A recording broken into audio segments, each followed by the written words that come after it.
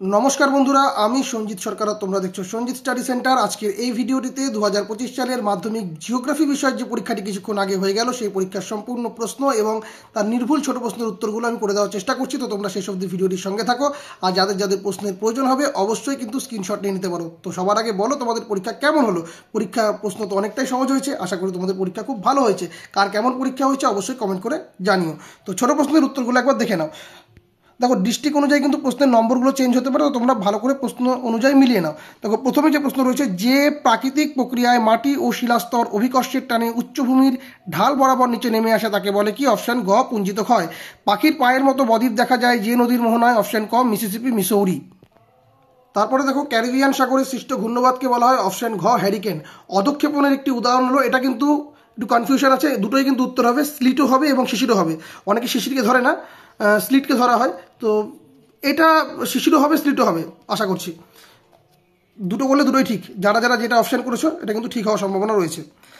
তো পরবর্তী 1.5 দক্ষিণ গোলার্ধের সমুদ্র স্রোত বাম দিকে বিক্ষিপ্ত হয় কারণ? অপশান ক পৃথিবীর আবর্তন।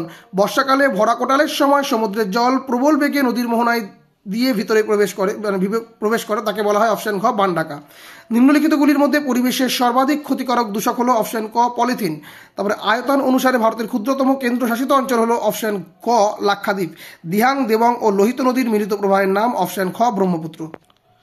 তারপর দেখো, হিমালয়ের একটি সরলবর্গীয় উদ্ভিদের উদাহরণ হলো? অপশান ঘ পাইন। তারপর নিম্নলিখিতগুলির মধ্যে মিলেট শস্য চিহ্নিত করো? এটা অপশান ক রাগি। ভারতের প্রথম কাপড়ের কল স্থাপিত হয়? অপশান গ ঘুষুরি। তারপরে কলকাতা ও দিল্লিকে সংযোগকারী জাতীয় সড়কপথটি হলো? অপশান ক NH2। তারপর ভারতের উপগ্রহ চিত্র প্রকাশ করে? অপশান খ ইসরো। এবার শুদ্ধ অশুদ্ধগুলো দেখে নাও। মরু অঞ্চলে বায়ু ও জলের মিলিত কার্যের ফলে সৃষ্ট অস্থায়ী হ্রদগুলিকে প্লায়া বলে? এটা শুদ্ধ। উল্কাপিণ্ড স্ট্র্যাটোস্ফিয়ার স্তরে পুড়ে ছাই হয়? এটা অশুদ্ধ। ভূপৃষ্ঠ সংলগ্ন বায়ুস্তর প্রধানত উত্তপ্ত হয় বিকিরণ পদ্ধতির সাহায্যে? অশুদ্ধ। শুক্ল ও কৃষ্ণপক্ষের অষ্টমী তিথিতে সমুদ্রে ভরা কোটাল দেখা যায়? এটা অশুদ্ধ। সিমেন্ট কারখানা থেকে উৎপাদিত বর্জ্য পদার্থ বায়ু দূষণ ঘটায়? শুদ্ধ। হিমালয়ের পাদদেশ অঞ্চলে নুড়ি, বালি ও পলি ঘটিত সমভূমি অঞ্চল বেট নামে পরিচিত? এটা অশুদ্ধ। ভূবৈচিত্র্য সূচক মানচিত্রে ভূমিভাগের দূরত্ব ও মানচিত্রের দূরত্বের অনুপাত স্কেলের দ্বারা নির্দেশিত হয়? এটা শুদ্ধ।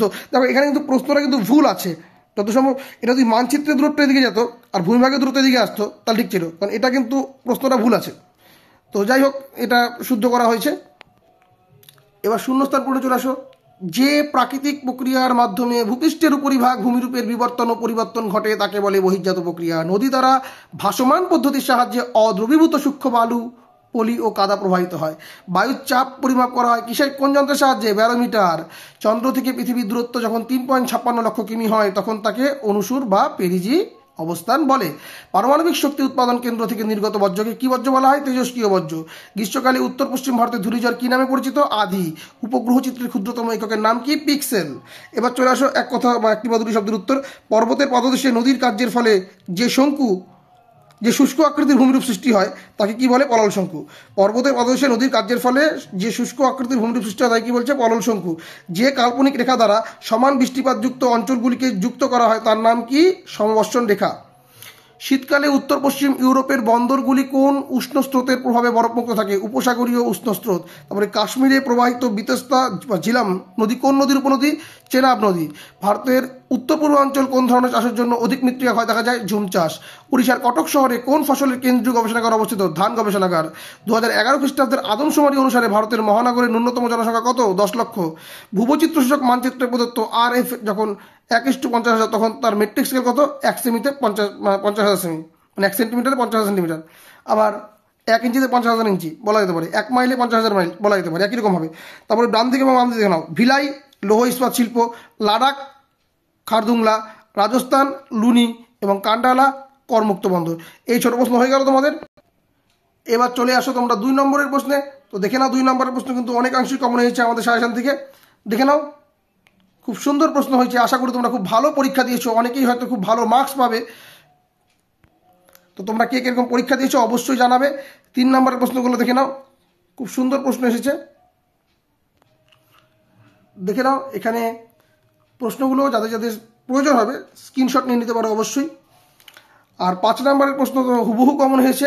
হিমবাহ বলা হয়েছিল, বায়ুমণ্ডলের বিভিন্ন স্তরের বৈশিষ্ট্য বলা হয়েছিল, সেগুলো তুলে দিয়েছে টপোস্ফিয়ার এবং স্ট্র্যাটোস্ফিয়ার, চিত্রসহ জোয়ার ভাটা। আর এখানে তো গম চাষ চলে এসেছে, আমাদের তথ্য প্রযুক্তি শিল্প চলে এসেছে, ভারতের নগরায়নের 5টি সমস্যা চলে এসেছে। আশা করি তোমরা পরীক্ষা খুব ভালো দিয়েছো। এই তোমাদের ম্যাপ পয়েন্টিং কে কীরকম করেছো অবশ্যই জানিও কমেন্ট করে। তোমরা এবার পরবর্তী পরীক্ষার জন্য কিন্তু প্রিপারেশন নিতে শুরু করো। পরবর্তী যে 2টো পরীক্ষা আছে তোমরা খুব ভালোভাবে দাও। তোমরা খুব ভালো থাকো। এই বলে আজকের ভিডিও এখানেই শেষ করছি। ধন্যবাদ।